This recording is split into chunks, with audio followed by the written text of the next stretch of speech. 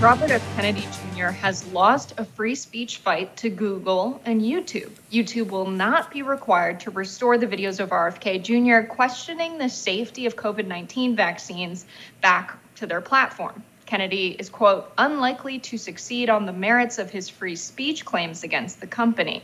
The district attorney court for the District of Northern California said, RFK Jr. has alleged that YouTube violated his First Amendment right to political speech when it removed the videos from the site over its medical and vaccine misinformation policies.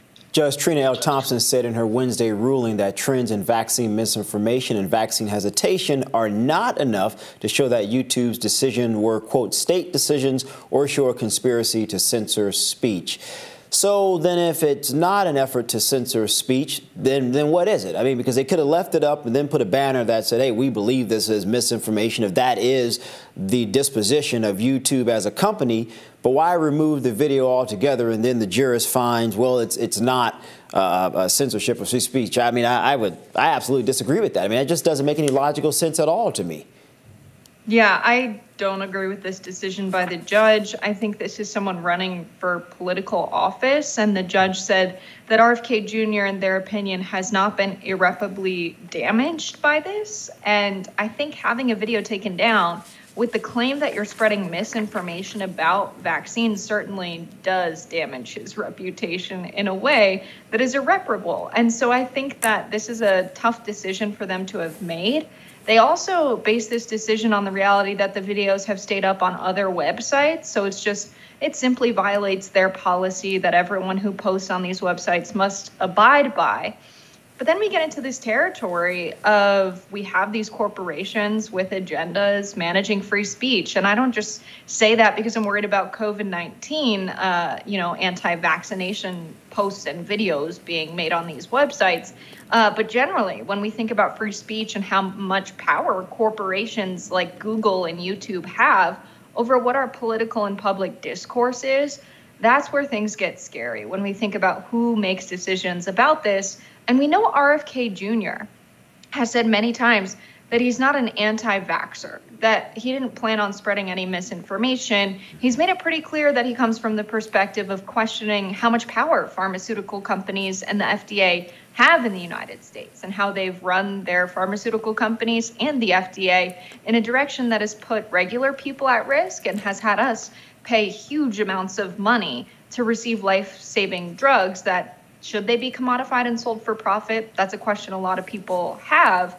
But he's not approaching this from the perspective of wanting people to never take a vaccine and not believing in the science. I mean, look, I think we have to be as a society very, very careful when you start cherry picking what type of speech is or is not acceptable. I mean, because if not, then we're on a fast track to a totalitarian state where the government and companies, or maybe groups, maybe other individuals can attempt to censor people's personal beliefs, their values. I mean, at what point do we draw the line? Because while it may be okay to remove Robert F. Kennedy Jr., at what point do other individuals who may be on the opposite side of his argument have their speech censored by someone else who say they don't go far enough or they do go too far? I mean, where is the line with this? And again, I'm going back to the judge's quotes here. The decisions do not show a conspiracy to censor speech. Then I would ask Judge Trina L. Thompson, honestly, what does? Why did they remove it if it was not to censor Robert F. Kennedy Jr.? Look, I have my own positions, Jess, on a COVID-19 vaccine. But I certainly don't want to censor individuals who may differ from me. I mean, I thought the whole idea of freedom of speech in this country, within restrictions that is to be able to have these type of robust debates about a plethora of things, but not to censor someone merely because I dislike what they say. I mean, that should be concerning to all Americans, whether they agree or disagree with RFK Jr. Yeah, I would really like to know specifically what was said in those videos that triggered YouTube and Google to take them down. How do you prove in a court of law or otherwise that this was very clearly misinformation? How clear-cut does it have to be? Because a corporation saying, this violates a policy that we have, and it's very clear we say no misinformation. who determines whether or not that's misinformation? It's someone in the censorship department of YouTube and Google, people who make it so that content is safe for their viewers. But is this really, at this point in time, a matter of public health? And YouTube and Google said in the court of law that they believed it is, that this is a matter of public risk. And so it's very important that we censor information that could mislead people about COVID-19 or the vaccines.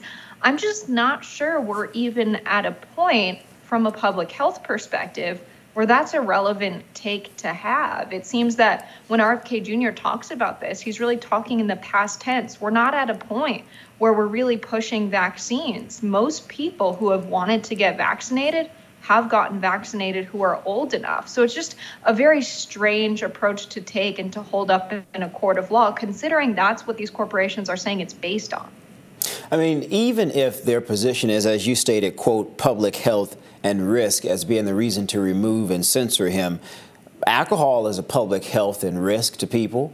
Smoking cigarettes, those things are public health and risk. And guess what? There's a warning on the label that says these things may cause X, Y, and Z after prolonged use. So back to my original point, why not permit the video? And if the company is saying, look, we don't want to be held financially liable if someone listens to him and then in the long run they're somehow impacted by the vaccine, or they're impacted by COVID because they didn't take the vaccine. So put up a warning, as we do with anything else in this country, and say, look, YouTube is not responsible. The parent company, Google, is not responsible. Here is our position on this, but we're going to permit this information to exist on our platform. That seems to be the fairest take here. Yeah, that seems to be a better policy for these platforms to have when it comes to content moderation. Now, there are other platforms like TikTok that will take videos down without even explaining a reason for it.